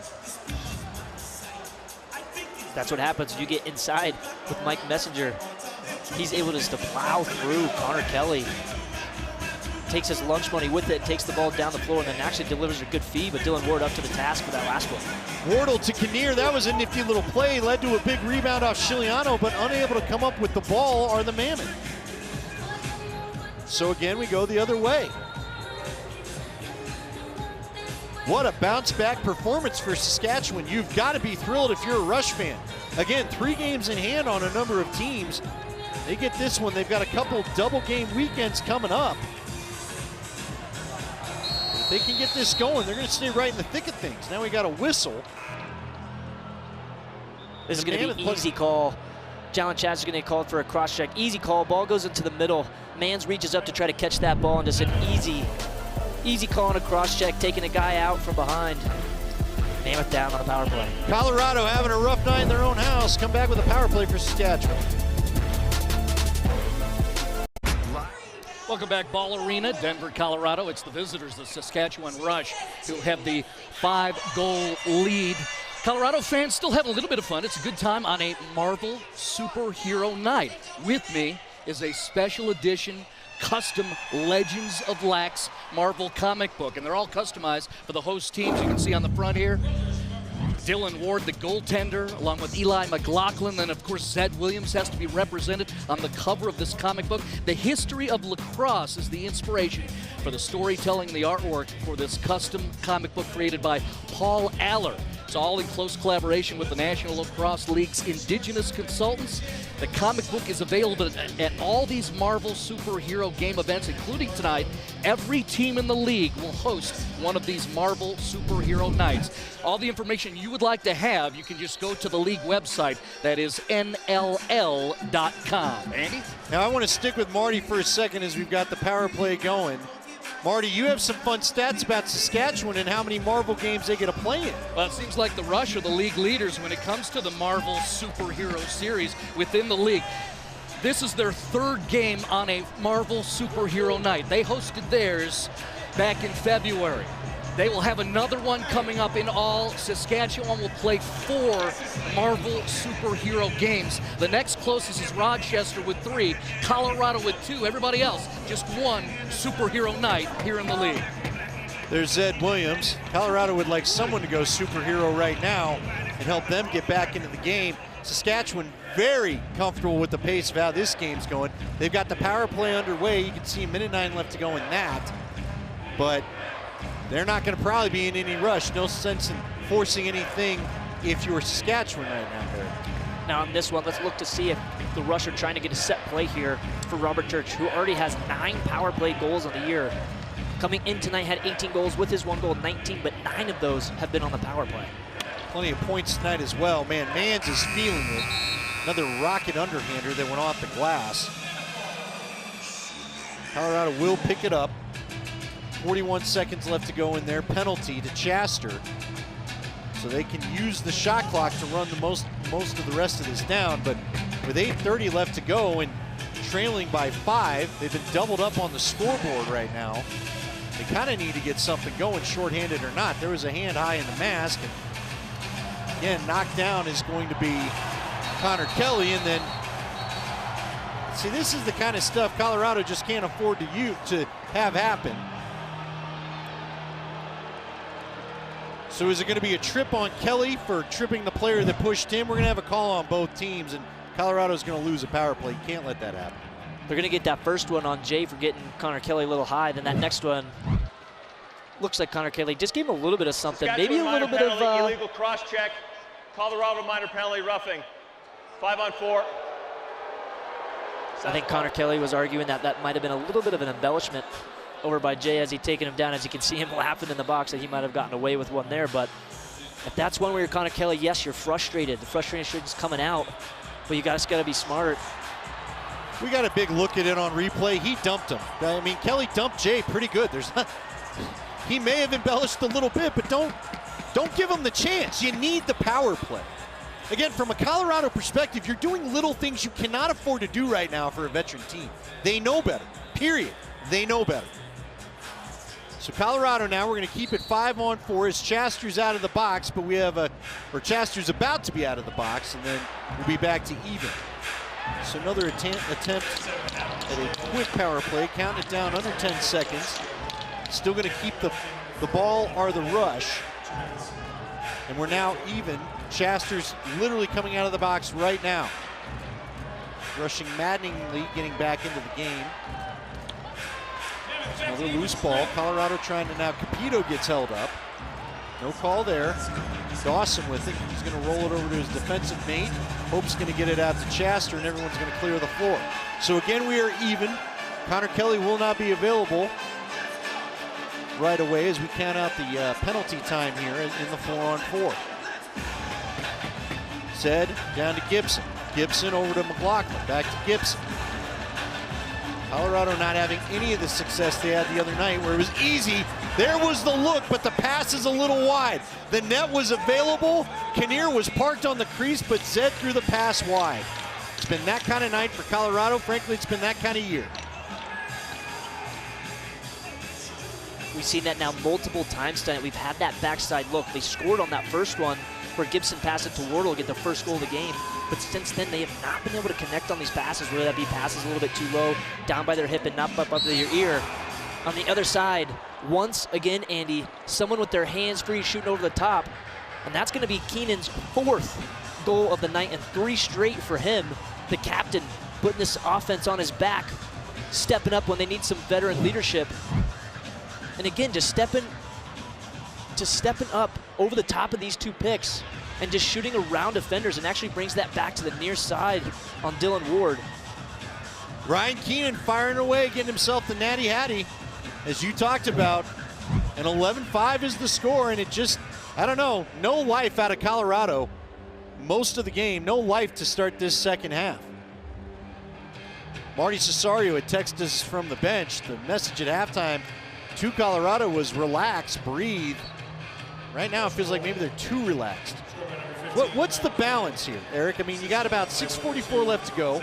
Colorado went on an amazing run last week, so it can be done. They ripped off 10 straight. You're not going to do that every week. Obviously, Saskatchewan's well aware.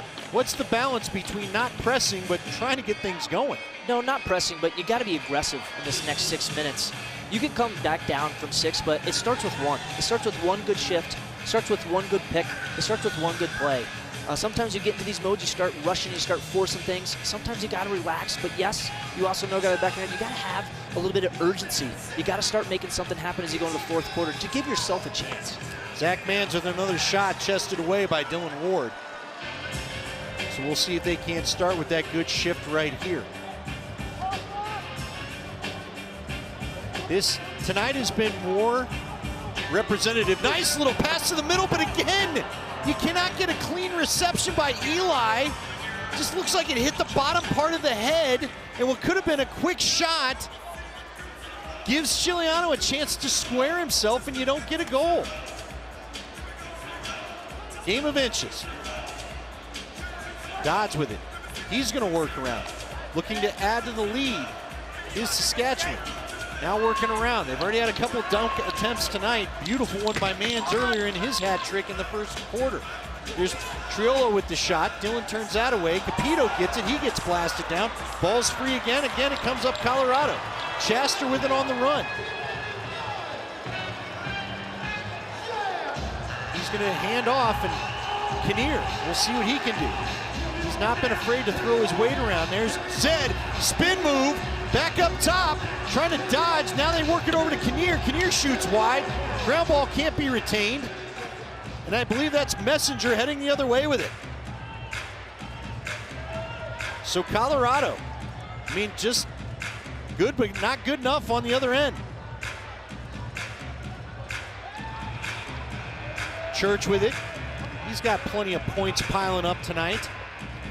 Not worried about those points. He made it very clear to Marty at the halftime interview. There's a big pick. Gets Church free. Dillon, though, good job to stick the stick out. Look, you're going to look at the score, and it's going to be easy to say what's going on with Dillon Ward. This has not been a Dillon Ward problem tonight. Not at all. Dillon's played very well. This game easily could be 4-5-4 more goals for the Saskatchewan team if it wasn't for some of the saves that Dillon's had. Also interesting there. So there's another high shot. We see Chiliano going down, then having to get big again. Colorado been unable to take advantage of some of the times that he's dropped early, though. There's a pick for Wardle. Wardle now, I think, wanted to try to feed it behind the back to McLaughlin, but he gets knocked down. Now the pass too high as they tried to work up floor. That was Keegan Bell trying to get up floor. One thing to keep noticing is I think this Mammoth team's actually kind of been okay with taking some of these outside shots. As we see a great look to the inside Kinnear, but Chiliano does a great job just to fall on that ball. Now, did Chiliano do something with himself? He's in discomfort, rolls over a couple times. Looks like he's okay. We'll be back to Colorado, 11-5 our score.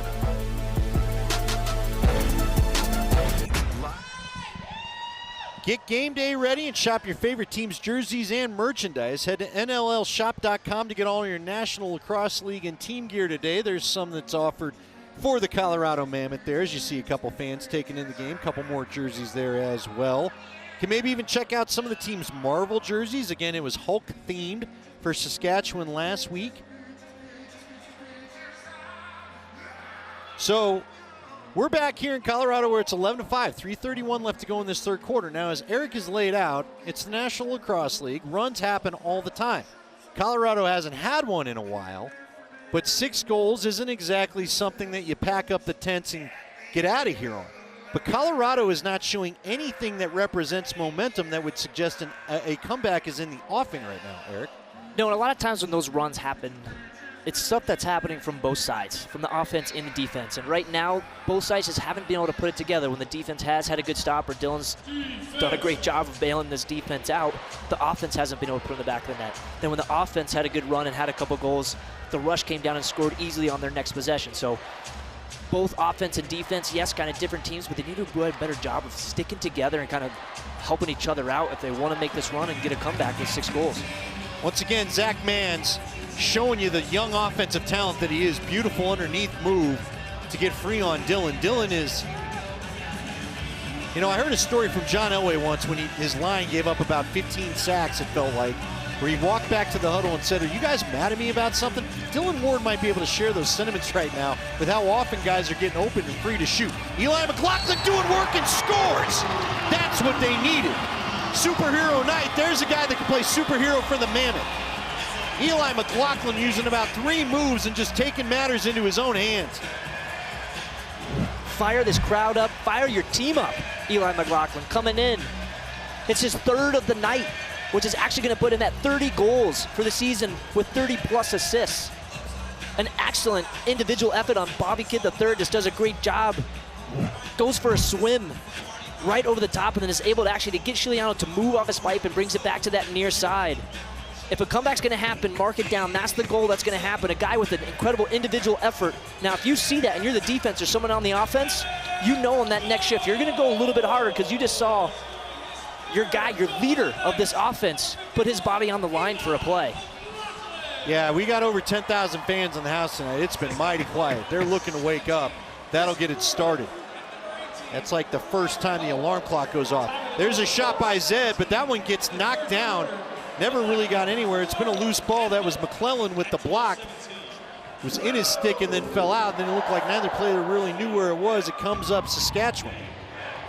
So 11-6 the score. Colorado's goal needs to be to get a couple of those right before we get to the third quarter, make the fourth quarter climb doable.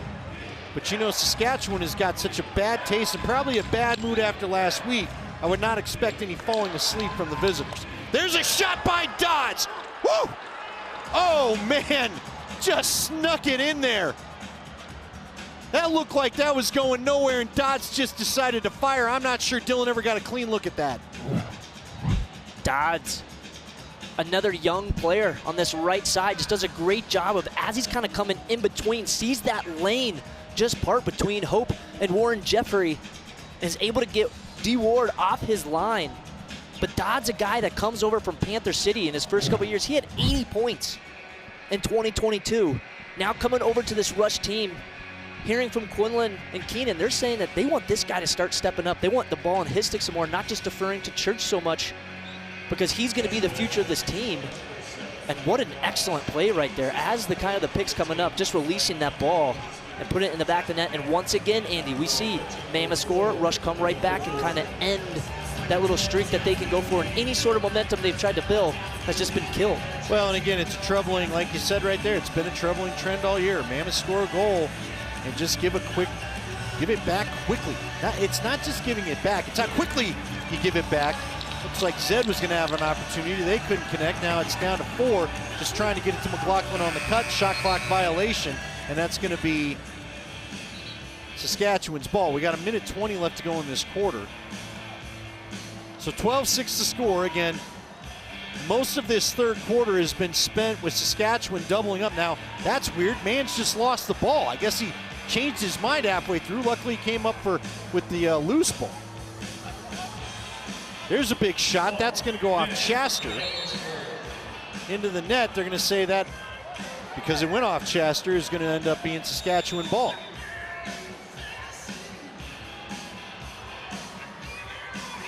Colorado trying to D up again. There's Triolo. Can't miss him. He's taller than anybody out there practically.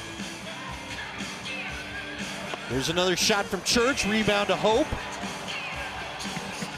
41 on the clock.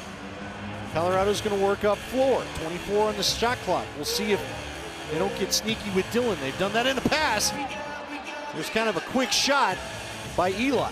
I'm assuming trying to maybe get that done, go for the old 2-for-1. Did not work, but there's a free ball. Can McLaughlin come up with it? No, Dodds has it. Didn't receive the pass cleanly, but was able to get his own fumble.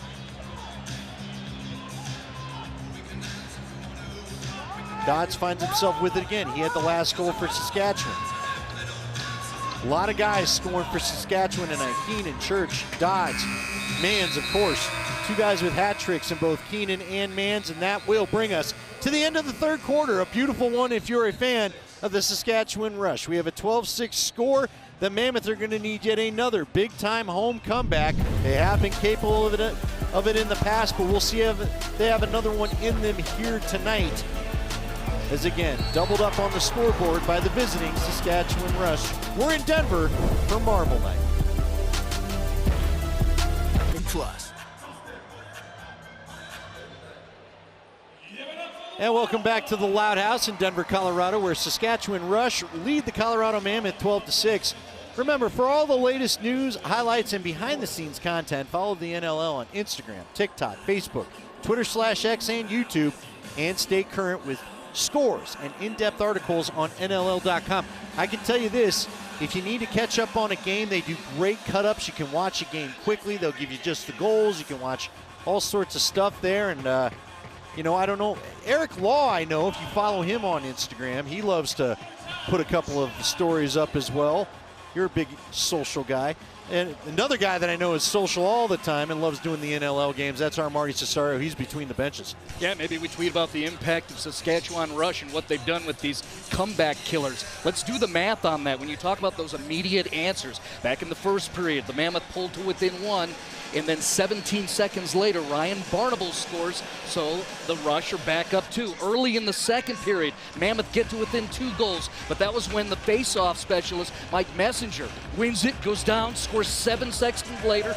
The Rush are up by 3 again, and then recently, the Mammoth got within 5, right? But it was the impact of what you guys described as Eli McLaughlin with that superhero-style goal. That was something you expect from a leader like that. Well, immediately, 47 seconds later, the Rush get another score, and now they're back up 6.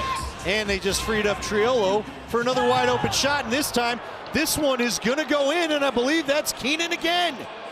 Keenan, is that goal 5 now? He's 1 away from a sock trick. What a night for Ryan Keenan and the Saskatchewan Rush. They couldn't find their way to double digits last week. They did it in 3 quarters. They're adding to it here in the 4th. It's 13-6. Keenan showing why he's a #1 pick in 2016. and just does a great job of taking that shot off. Now we're getting a goalie change. Tyler Carlson's coming in for Dylan Ward.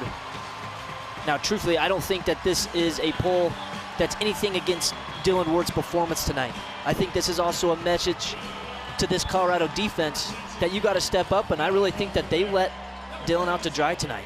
They did. Now, Dylan's a leader, so he'll tell you none of it was good enough tonight. But, I mean, again, we saw it at the beginning of the highlight. Triolo's walking wide open on these shots. I'm just thrown off after calling so many Mammoth games the last few years, seeing these breakdowns defensively, especially when you added some veteran presence to this thing. It's just a little bit head-scratching, but you know what? You have those years sometimes. Colorado's been to the finals 2 straight times. Everybody has the lead catch up with you. Saskatchewan has their playoff hopes very much alive if they can finish this one off in basically 15 more minutes of play. So again, Saskatchewan back on the offensive end. There's another big move. Oh, Clark trying to get the twister in. Carlson, first shot he sees. Brett Craig with it. I'm sure they wouldn't mind if he extended his games with a goal in a row streak. He'd be up to 3 if he could get one tonight. Won't come there. So Colorado kind of working the outside. Here comes Connor Kelly. Connor, there was a late, Zed trying to get underneath. There was a late slide coming from Zed's man. But it discouraged Kelly from finishing off that dive attempt at the crease. Now Zed trying to do it himself. Kelly got the wide open lane, but it got knocked down. Nice defensive play that time from the Saskatchewan defender. Was that Kidd? That might have been Messenger again. Actually, I think that was... All right, so now we've got another late sub to the bench. Okay, so one of the Saskatchewan players is laboring over there. That's Garland. I'm worried about... Garland did miss the game last week, so I don't know if the two are related, but really slow to the bench. We'll see if he's able to make it back in. He's talking to one of the trainers right now.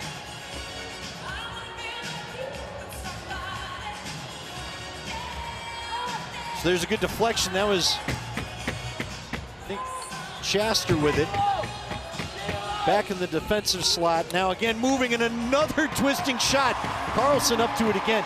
Carlson came in and led the Mammoth to their victory against Vancouver, which was another come-from-behind game earlier in the year, so maybe he'll work the same magic. And again, to your point, Eric, we've had a couple of possessions that would have allowed Carlson to come out of the game if that truly was a, hey, wake up, guys, move for Ward. Doesn't look like it is. Looks like Carlson may finish this thing off. Now McLaughlin trying to work around. Up top, Kelly takes the shot. Chiliano going down, eating up that hop shot. Out on the break is Boudreau. Back to Boudreau. They were working a two-man game. That went wide. Crowd supporting Carlson with every save. Mammoth player without his, or excuse me, that was a Saskatchewan player without his stick. Now Dawson wipes out. That was quite the play by Paulie Dawson. Goes at the over-the-head check and actually gets it. And now Joey Caputo trying to show some lightning coming down. Takes a hard check now, passes it up to get it off. Now, Andy, we talked about it. It doesn't matter what happens down here at the other end for the Mammoth defense, because at this point, 6 goals isn't going to win you a game. I don't care what offense, what defense you have. 6 goals is never going to win you a game. This offense for the Mammoth, after being lights out in the second half of that New York game, has just been absolutely quiet. 1 goal. For 6 goals, only 1 goal has come from the right side from Connor Kelly. The rest has kind of just been blank so far. Give credit where credit's due. This Rush defense has played extremely well. They've kept him out of the middle. They've allowed Chiliano to see shots that he wants to see. And when he has seen shots, even when they have gone to the inside, he stood tall. Well, and look, Chiliano knows the Mammoth well, and he usually has pretty good success against them in the regular season. He's had troubles against them, no doubt, in the playoffs. But in the regular season, San Diego often enjoyed, and there's a pick from behind as it's getting a little bit rough out there. Looks like Church does not agree. Matter of fact, we're going to have a penalty.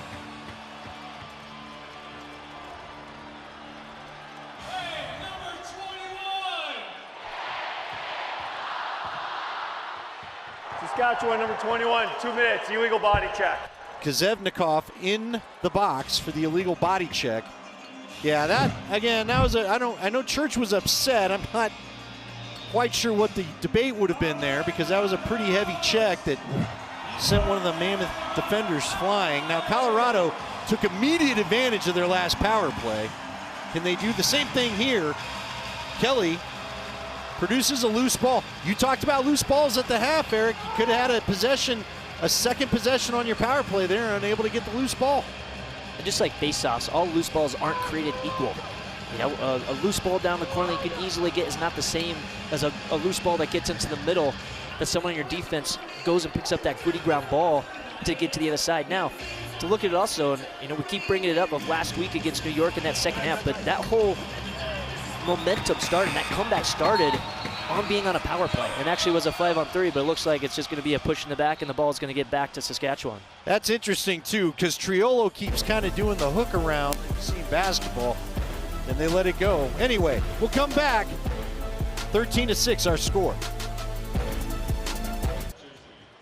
Welcome back to Ball Arena here in Denver, where we have a score of 13-6 as Saskatchewan having a great bounce-back game after a tough loss last week. It's now time for our Fanatics turning point of the game, and it's real easy. It got going early for Saskatchewan. That was Zach Mans. He had a hat trick in the first quarter with just some phenomenal highlight goals. Early and often for the Saskatchewan Rush offense, getting multiple people in on the action. Mans has 3, Keenan has 5. Church has a couple in there as well. They're getting supplemental scoring up and down the road. This is an offense that's been explosive. Like we said, coming in tonight, only had 2 games where they scored less than 10 goals. And tonight they came out firing. You could tell that this team, there was a message coming from their head coach coming out tonight to play with some little fire in it, because they've, from that first whistle on, they've dominated the tempo of this game. Well, and look, from the Colorado point of view, I'm going to just tell you that Pat Coyle, I'm sure, is mighty frustrated. This is really a must-win for Colorado. With where they are in the standings with games played, they can't afford to be losing games like this, Eric. We talked about it with Saskatchewan. They've got at least 3 games in hand on Colorado. And so, really, the team that needed it more was Colorado, and they haven't looked like it, quite frankly. So, you got to credit Saskatchewan for coming out. They look like a team on a mission. You could tell they weren't happy about what happened last week. By the way, as we're in the second quarter in San Diego, the big game of the weekend, the Saturday night feature in the NLL, is San Diego and Toronto. 8-7 the score there with 9:34 left to go. So that one's been quite the scoring fest in San Diego between 2 high-powered offenses. Colorado working it around with that power play now. And an interesting diamond formation there. Haven't seen that too often. Let's go down between the benches and talk to our Marty Cesari. Well, you think of the opportunities for Saskatchewan here when, Andy, you talk about the amount of games they've played so far in this season. Saskatchewan came into this game tonight having played just 8 games, by far the least amount played in the entire National Lacrosse League. Only Rochester has single-digit games played. The Mammoth came in tonight with 11 games played. And the pipe makes a save for Carlson that time. Another one of those runners out high, Eric, that just seems to get fired in. By the way, the penalty is up. Kazevnikov is out of the box. And frankly, I'm sure Saskatchewan is happy. There's another big shot off Carlson's leg pad. Rebounded again. Capito got knocked down. There's some more shoving. You can tell there's some frustrated Mammoth defensemen out there, but still got to be smart. That's Paul Dawson, as usual, adding a physical presence defense. But I'm sure Saskatchewan's happy to just kind of kill some time here. Now, normally, Andy, these teams are Western Conference foes. They usually see each other 2, 3, sometimes even 4 if it goes into playoffs the past few years. If this was a game when there still was Western Conferences, I would maybe expect to see some fireworks from this Mammoth team, maybe someone coming out setting the tone, dropping the gloves, but when you're only playing a team once a year, it kind of removes that necessity to kind of have that to set the tone and kind of say, hey, you might have gotten it this week, but we're going to set the tone for next time we see you. Yeah, but what about just trying to wake people up? Now, maybe it's too late. There's another good goal at the net. That was Church trying to add another highlight to his reel inside Ball Arena. He loves playing in Colorado. I mean, I guess, you know, there's a time where you want to try to fire the team up. And obviously when you go back to hockey, sometimes guys will try to have a little bit of a mix-up, a scrum, just to try to up the energy on the bench. But I suppose the time for that would have been the third quarter, not here in the fourth. Because right now, frankly, the Mammoth can't afford to be a man down. They need everybody out there, all hands on deck, trying to overcome a 7-goal deficit. Good to see Garland back out there. He was injured last week, which is why he didn't play. There's a big overhand shot that misses everything, and that's going to come up Colorado. Now a chance for Edwards. He goes in. Chiliano, I believe, kept it out. He did, and it'll be the rush ball. Yeah, frankly, has a little bit of a surprise break. Colorado came out, and nobody looked to the backside. Edwards just snuck down that far wall and ended up with a great shot, but Chiliano's been on his game tonight.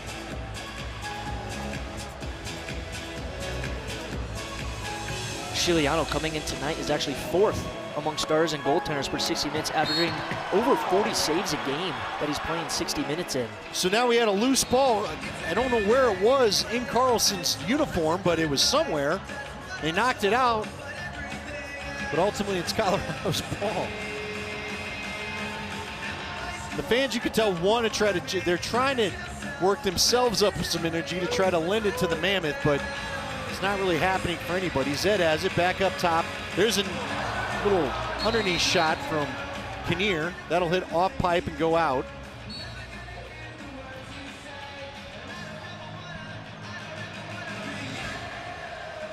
So they're passing it around again is Colorado. Trying to find that backside. Those were the plays that were working last week for Colorado that they've had zero luck. They've had a couple goals in the first quarter thanks to that. First half, I guess, but I mean, the offense just has been dead this whole second half for Colorado. It has, and it's just been part of that whole thing. You know, sometimes it happens in sports where things just aren't clicking for you. No matter how hard you work, no matter what you set up, no matter what plays you do, even the looks that you're getting, things just aren't start clicking. And sometimes that happens to offenses, and you know, the good teams are able to get out of those funks, but sometimes things can just happen for a game, and it's almost, you said it earlier, it's almost been like a season worth of these types of things as another pass just gets picked off as they're trying to start some transition. That was Zach Mans. He's not happy. He came out of the box, and let's just say, I think someone gave me a little shot in the sensitive area. He went over and immediately voiced his displeasure to the ref. Frankly, I'm impressed that he had the air to go and run and make that. He stayed out there for the possession. He's a tough guy. Saskatchewan working it around again, eating plenty of clock. This now down to 2, but they get a shot off, and there's a rebound. It was not counted, and that'll bring us to our last break. So we're looking at a 13-6 score here inside Ball Arena as we take you to our final break of the game. Saskatchewan sitting pretty. Chiliano not letting anybody, no matter how many defensive players around him, have a goal.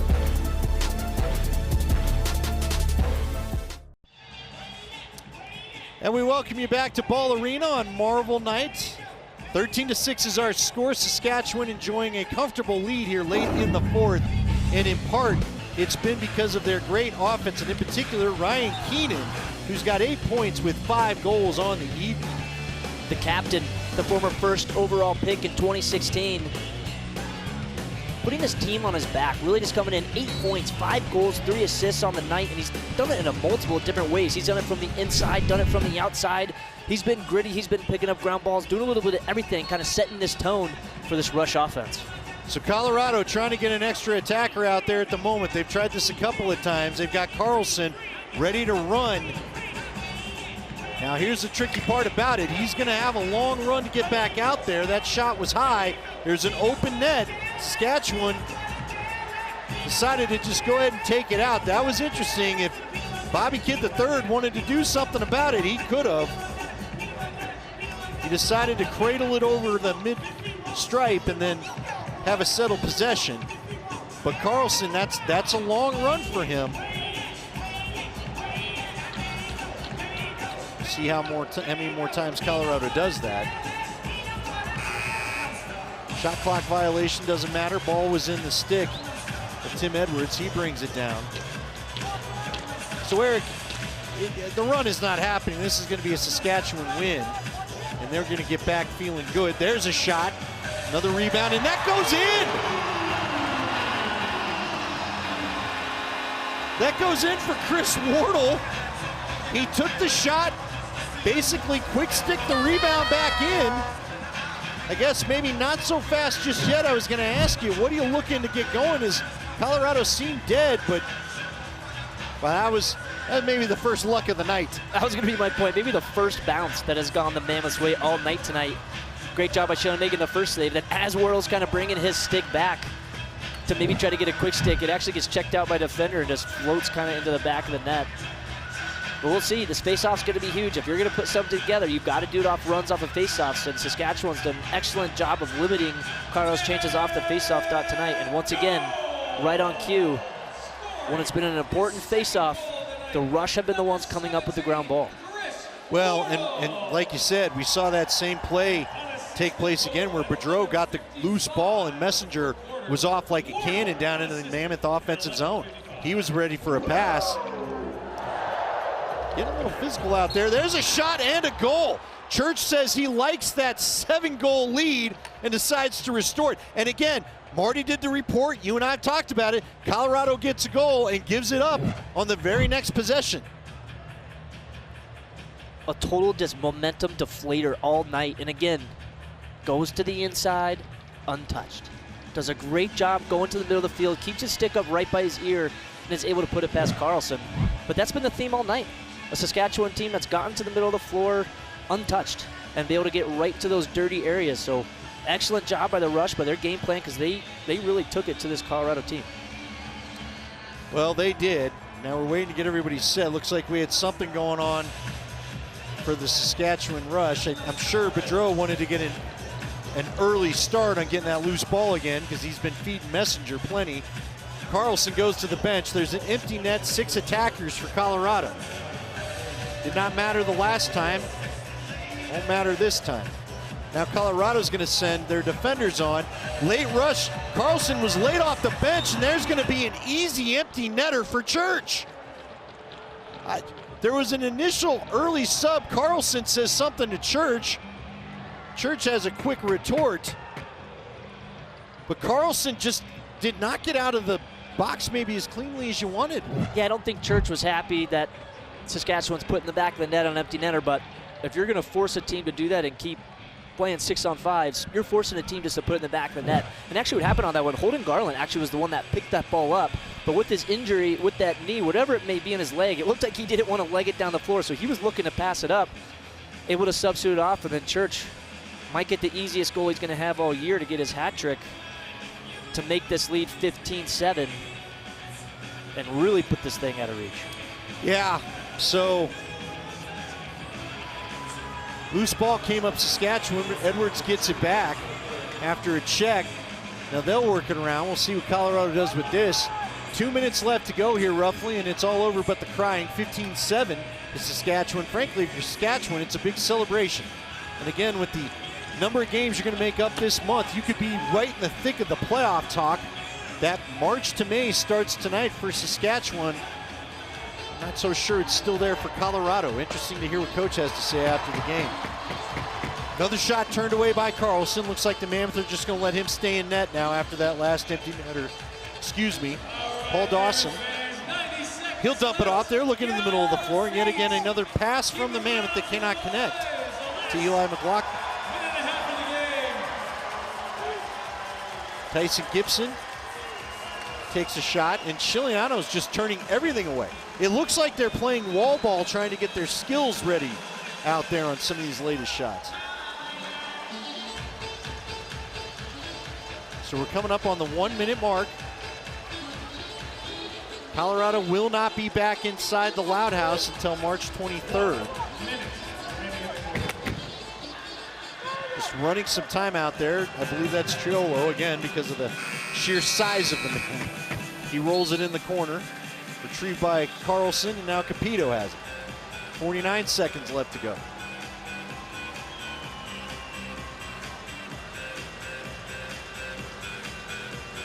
So Colorado working it around. I'm curious to see what Coach has to say after this one. Like I said, really both sides completely opposite feelings from a weekend ago, and now that one's just passed right into the middle. Shot clock's off, and it looks like we're all just going to have a quiet end to this game. You can see the Rush players, which feels like maybe the first time all game that they really celebrated on the bench, all kind of there together with their coaching staff.